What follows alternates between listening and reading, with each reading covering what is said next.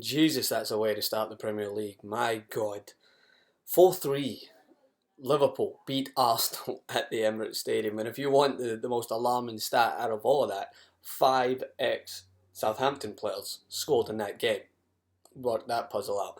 But it was a thrilling game end to end. I'm going to touch on most of the Premier League in the recap in general, but that has to be the game I discuss first and foremost. Easily the standout game of the opening weekend of the Premier League season. We still have Chelsea to play against West Ham tomorrow. Hopefully that'll be a belter as well. But when you're watching this game, here's the thing. I'm not going to use the result to kind of take me away from the real core problems in both teams. And it's not just because it's an opening game. I could simply sit there and say, it's first game of the season. Both teams are nervous, figuring each other out. The atmosphere at the Emirates was nervous to start with. It was tense. The fans weren't excited because they want their manager to spend more money. They had makeshift defenders come in because they didn't strengthen at the back. They looked susceptible to the counter-attack. They didn't have enough attacking threat. They're relying on the likes of Theo Walcott, who, yes, scored a great goal, as he can do every once in a while, missed a penalty kick as well. And then on Liverpool's end, yeah, you're excited because the Sadio Manes are in there, your Wijnaldums, they look confident going forward. But then you look along your back line and you say that Alberto Moreno, somehow, in this weird world we live in, is still a professional footballer at the highest level. Baffling. Kids, if you ever want anyone to give you an indicator as to the term impossible is nothing and you can accomplish your dreams, watch Alberto Morano, the guy who still somehow is playing football for Liverpool. Like, I'm not just saying this just to heap criticism on him. He was at fault for the penalty, clearly, over the ball tackle, reckless, needless, don't know why he's doing it.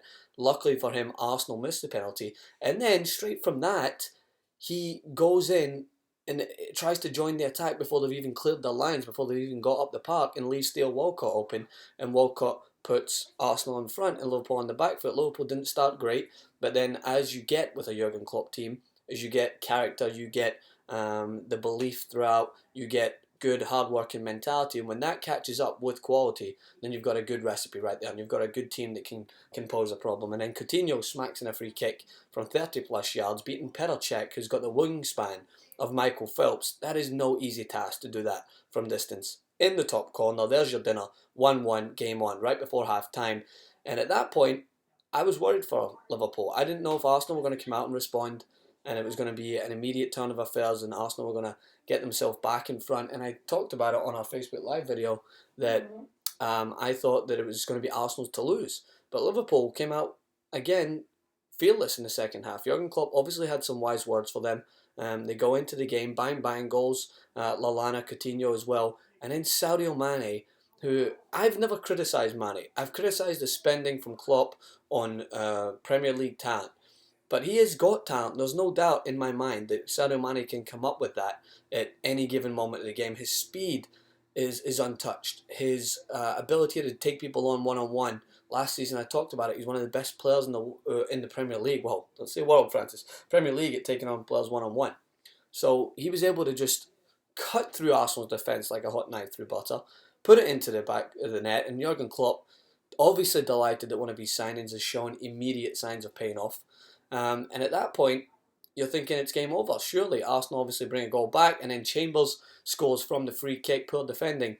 And at the end, it is the best of two worses, if that makes sense, winning this game. And that isn't to upset Arsenal and Liverpool fans. Just hear me out for a sec. I don't care how good Dejan Lovren was last season at the end of the season. If you want top four, if you want Premier League contention, you cannot have a defence like that is that easily cut open with Alberto Morano's at the back and Dejan Lovren's who are so easy to beat one-on-one when exploited. Who didn't, again, he's not the worst, and that Liverpool fans will defend him in numbers, but that's just because you like what you can choose from. If he's in a defensive lineup with world-class defenders, he doesn't even get a sniff. Arsenal are very similar. They're now calling on Arsene Wenger still to buy signings because they're not good enough. By no means, and I know it's early doors and anything can change. But the difference is between teams like Manchester United, Man City, who have strengthened already, is they won't play their best, but the depth of the squad will be enough to try and get them over that hump until they mesh well together. And again, it's early signs, but Arsenal fans, you can't sit there and tell me that you're enthusiastic about the games upcoming because you're relying on squad rotation players to fill in for clear vital positions at centre back. And I'm not saying the young lad who had to come in had a bad game. He gave away the foul for Coutinho's free kick, which wasn't really a foul, but we know how easily players go down in this league.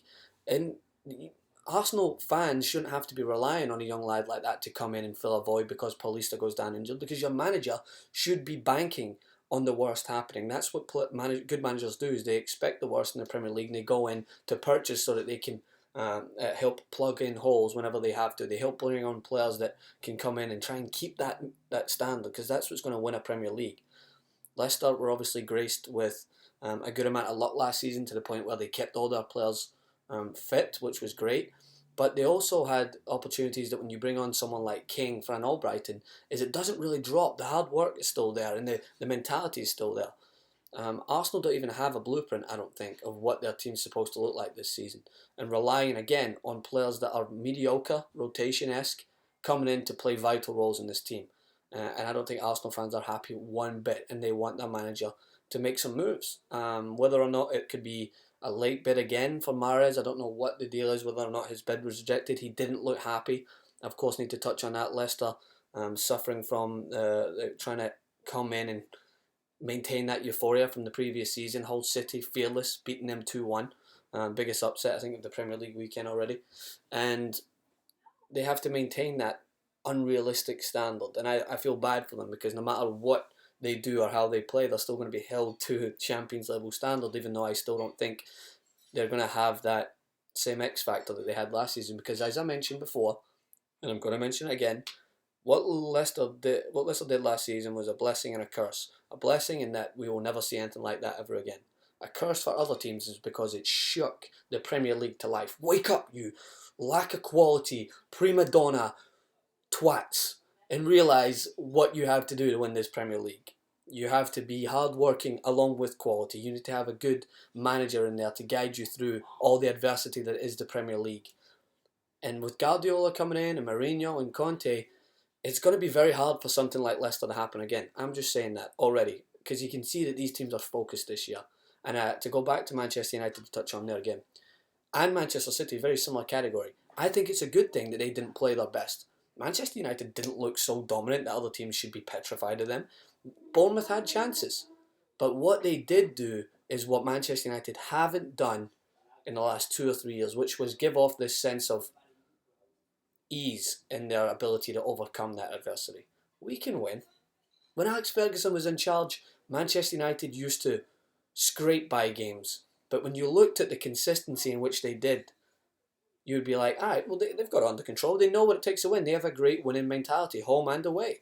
They know that if they're going to have to face a team like Stoke away from home, they'll go in, they'll grind it out, and they'll come away with a 2-1 or a 3-1 or a 2-0.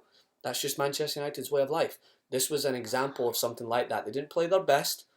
The players that they brought in, Zlatan steps up with a 30-yard goal, but they got the job done, and they come away looking like it wasn't a panic, that it wasn't a last-minute goal, like it wasn't something that they had to fight and claw and scrape for. But instead, they understood that it wasn't going to be an easy game, but they made it look like they knew what they were doing in there. They had the winning mentality, they had the efficiency. They scored 3 goals away from home. Manchester United, let's remember, rarely scored away from home last year, lost more games away from home than they won. Poor record overall. And to score 3 and come away looking comfortable is better than going in, I think, and winning 4-5-0. Because what that shows is that you've already hit that standard. Now you're going to be held to that throughout the season. This shows that, no, it's not always going to be roses and mimosas at the weekend. Don't know why those two combine, but go and try them. It's going to be hard work, but Jose Mourinho is the man to do that. Same thing goes with Man City against Sunderland. Wasn't a great performance by all means.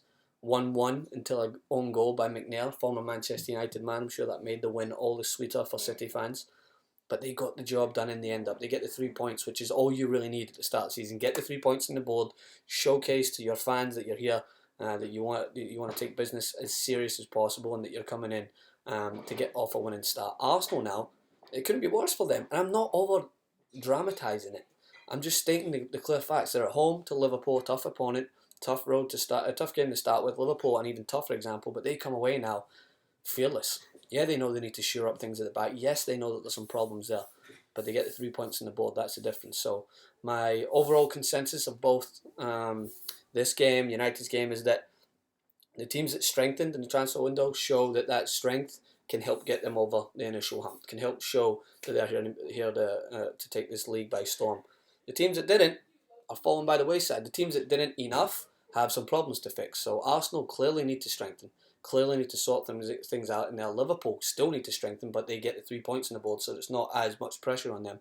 But get rid of Moreno and sort out your back line, because other teams will demolish Liverpool if they give them that opportunity. Then you don't want to rely on your attacking threat every single game to win games. But nonetheless, that's the opening week of the Premier League season. That's how exciting it is. Make sure to comment in the section below. Hit me out on Twitter, Francis_Max. We'll be back in the studio tomorrow to discuss some more individual points. And as always, subscribe to TYT Sports.